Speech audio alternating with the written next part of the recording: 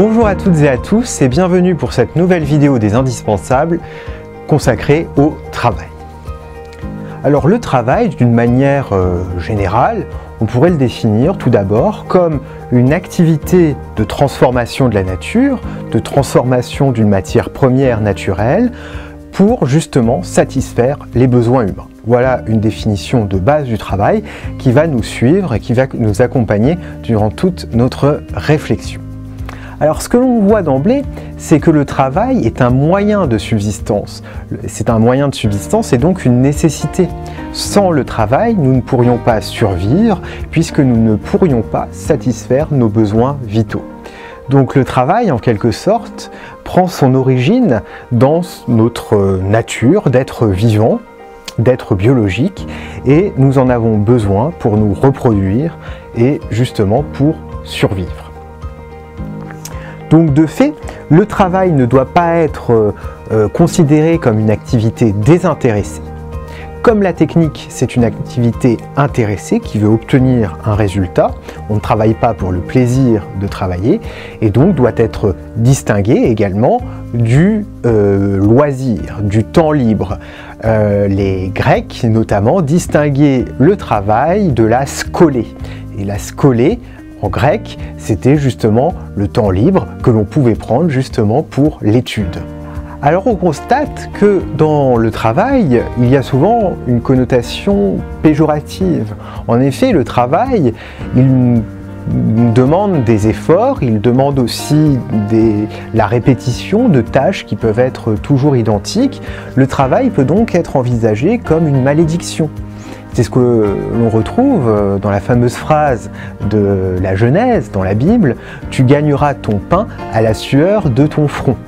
Alors on peut se demander si le travail est forcément une malédiction, si le travail est pour nous forcément quelque chose de mauvais. C'est la question que j'aimerais poser. Mais avant de répondre à cette question, je voudrais faire une petite précision, c'est que bien souvent, on a considéré que le mot travail venait du latin tripalium. Alors en latin, tripalium, ça veut dire, c'est le pieu, c'est un instrument de torture. Et en fait, il y a quelques années, on s'est rendu compte que le mot travail ne venait pas du tout de ce terme latin. C'était un peu trop beau justement pour croire que justement le travail venait de tripalium, qui était un instrument de torture. Et alors le travail serait une souffrance.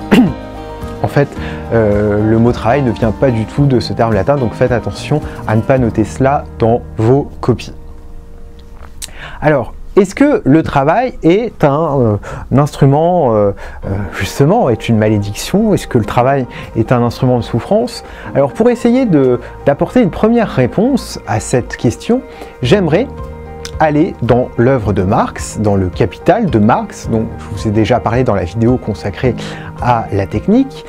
Et au livre 1 du Capital, Marx nous donne des indications qui nous permettent de penser davantage la nature, l'essence, mais aussi l'effet que produit le travail sur l'être humain. Alors j'aimerais vous lire une première citation que j'extrais donc du livre 1 du Capital qui peut nous permettre d'amorcer la réflexion. Marx écrit, c'est sa citation, « Le travail est de prime abord un acte qui se passe entre l'homme et la nature. L'homme y joue lui-même vis-à-vis de la nature le rôle d'une puissance naturelle. Les forces dont son corps est doué, bras et jambes, tête et mains, il les met en mouvement afin de s'assimiler des matières en leur donnant une forme utile à la vie. » Fin de citation. Donc on comprend que par le travail, justement, l'être humain dépasse la nature, qu'il peut contrôler la nature, qu'il peut se créer un monde proprement humain, et donc il n'est plus subordonné à la nature. Il inscrit sa marque dans la nature et ainsi il humanise la nature. Et on voit qu'on n'est pas très éloigné de la technique, parce que le travail forcément requiert une technique, requiert une méthode pour arriver à ses fins, pour atteindre ses objectifs. J'aimerais maintenant vous lire un deuxième passage du Capital de Marx, toujours du livre 1, où on pourrait aussi apporter une deuxième réponse. Marx écrit « En même temps qu'il agit par ce mouvement sur la nature extérieure et la modifie, il modifie sa propre nature et développe les facultés qui fourmillent. » Fin de citation. Donc nous voyons également que par le travail, l'être humain développe sa propre ingéniosité, c'est-à-dire développe sa propre habileté, développe un savoir-faire, donc il développe également sa propre humanité. Il dépasse son existence purement biologique pour accéder à l'ordre culturel, pour dépasser la nature, pour dépasser son simple rang d'être biologique. On peut aussi indiquer une troisième orientation pour répondre à la question initiale, c'est que le travail met aussi en lien les hommes les uns avec les autres. Il crée un lien social et en cela, les individus sont dépendants les uns des autres, entrent en relation les uns avec les autres, ce qui peut aussi, pas toujours bien évidemment, mais ce qui peut aussi apporter une certaine paix sociale. Mais Marx, bien évidemment, n'était pas naïf et il avait très bien vu que le travail n'a pas existé tout au long de l'histoire selon les mêmes modalités. On ne travaille pas durant l'Antiquité grecque, par exemple, de la même manière que l'on travaille en Angleterre au XVIIe siècle avec le capitalisme naissant. Et Marx va donc montrer que le travail, s'il permet à l'être humain une certaine humanisation de lui-même, permet à l'être humain de se créer un monde vivable, permet d'être en relation avec d'autres êtres humains, et bien le travail, malgré tout, est aussi un processus qui va véritablement asservir l'homme. Et là, j'aimerais partir de quelques réflexions de Marx, non plus dans le Capital, mais dans ce qu'on appelle les manuscrits de 1844. Alors, comme vous le savez peut-être, Marx a été un critique sévère du mode de production capitaliste. Et cela dans toute son œuvre, même si cette critique a pu évoluer, c'est-à-dire non pas a pu être plus généreuse à l'égard du capitalisme, du mode de production capitaliste, mais préciser son propos, préciser ses idées. Mais en tout cas, dans les manuscrits de 1844, Marx parle du mode de production capitaliste comme aliénant. Le travail sous le mode de production capitaliste est une aliénation. Alors, qu'est-ce qu'on entend par aliénation? Par aliénation, il faut entendre le processus par lequel l'homme est dépossédé d'une partie de lui-même au profit d'un autre, c'est-à-dire d'une chose, mais aussi d'un individu qui l'a servi, qui le soumet. Donc l'homme perd une partie de lui-même en quelque sorte, est privé d'une partie de lui-même et ne devient plus capable de se développer. Je vous donne un exemple tout bête. Ici, devant vous, devant cette caméra, je fais office de professeur de philosophie. Et si quelqu'un entre dans cette pièce et m'empêche de pouvoir vous faire part de ses réflexions, il m'empêche d'être ce que je suis, professeur de philosophie, et ainsi je suis aliéné à lui. Donc voilà en quoi consiste l'aliénation. Et pourquoi justement, sous le mode de production capitaliste, Marx pense que le travail est aliénant? Eh bien tout simplement parce que l'ouvrier, le travailleur sous le mode de production capitaliste, ne dispose pas des moyens de production, ne dispose pas des moyens qui vont permettre au travail de pouvoir avoir lieu, qu'il s'agisse des machines, qu'il s'agisse des instruments, qu'il s'agisse également des matières premières. Tout cela appartient à ce qu'on appelle le capital, justement, le capital fixe, les machines, le capital aussi tournant, qui n'est pas fixe, comme les matières premières, puisqu'elles sont usées. Tout cela appartient à un patron, à un capitaliste. Et le travailleur, lui, vend tout simplement sa force de travail, sa force de production, il vend son travail qui devient une marchandise, qui s'échange, qui a une valeur d'échange, qui a aussi tout simplement un prix.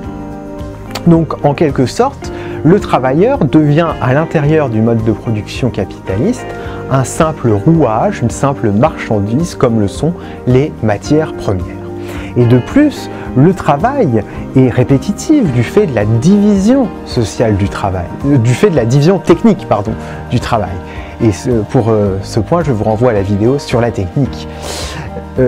Donc l'homme devient uniquement, le travailleur devient uniquement un rouage, il est condamné à faire des tâches toujours répétitives, il n'est plus maître en quelque sorte de ses propres conditions de travail qui lui sont au contraire imposées, et en ce sens le travail ne fait plus sens pour lui, il ne s'approprie plus son travail. Donc voilà la première des critiques que Marx adresse au travail sous le mode de production capitaliste et qui font que le travail n'est plus véritablement un moyen pour l'homme de se développer lui-même.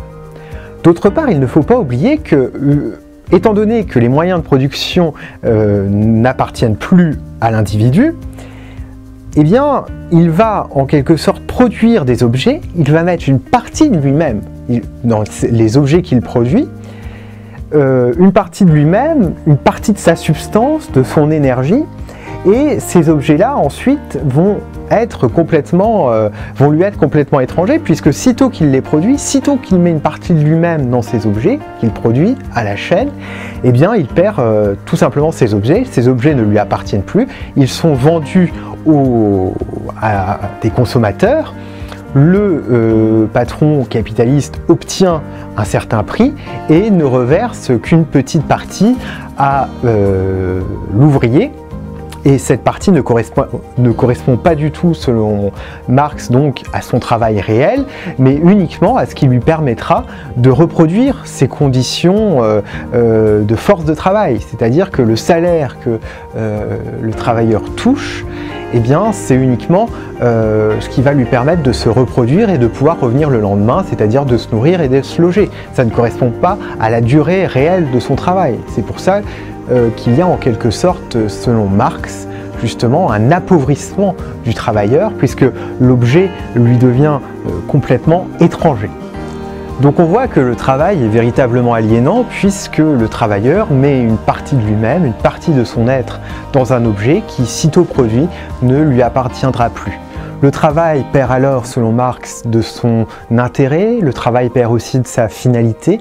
En effet, le travailleur est réduit à des tâches toujours plus répétitives, des tâches pour lesquelles il ne perçoit qu'un salaire minimum qui lui permettra de reproduire ses conditions de vie, et en aucun cas n'est payé pour le travail réellement accompli.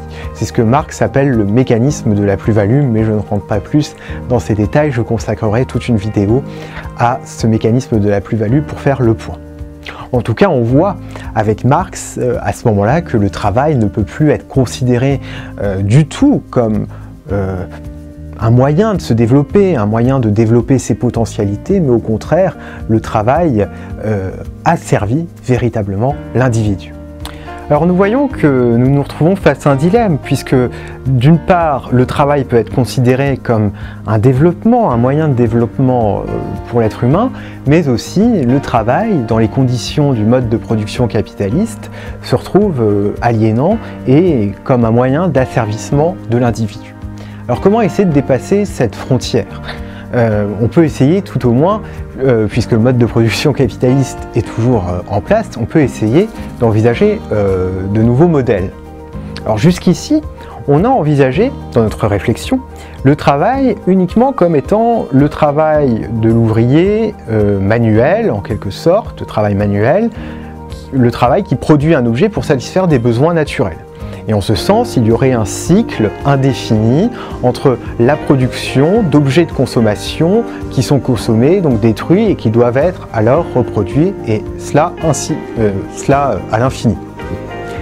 Mais en pensant le travail de cette manière, on reste en fait tributaire d'une conception ancienne, puisqu'elle remonte à Aristote, qui distinguait entre, d'une part, la théoria, c'est-à-dire la spéculation, donc la science, la recherche scientifique, la praxis qui était l'action politique, notamment, et la poiesis, qui est la fabrication d'un objet extérieur à l'individu, donc le travail manuel. Donc, on a envisagé jusqu'à présent le travail uniquement sous l'optique de la fabrication d'objets matériels. Mais on voit aujourd'hui qu'un chercheur, par exemple, un scientifique, travaille. Il produit des travaux scientifiques et il gagne un salaire. Par exemple, s'il est chercheur au CNRS ou dans un laboratoire de recherche. On voit aussi qu'un homme politique ou une femme politique travaille et perçoit un salaire en fonction d'un travail de gestion d'une commune ou d'un travail parlementaire. On voit qu'un avocat travaille. Il y a donc un travail intellectuel également qui existe et il ne faut pas uniquement réduire le travail au travail manuel. Le travail intellectuel existe aussi. Et ce qu'on voit, c'est que le mode de production capitaliste, en quelque sorte, a complètement distingué le travail manuel du travail intellectuel.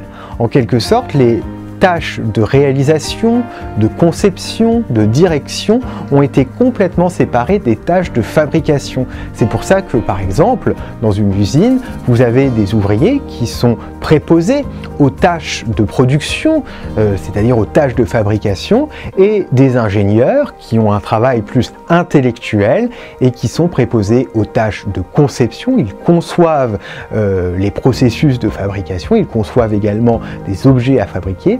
On trouve aussi les dirigeants qui, eux, accomplissent des tâches de direction.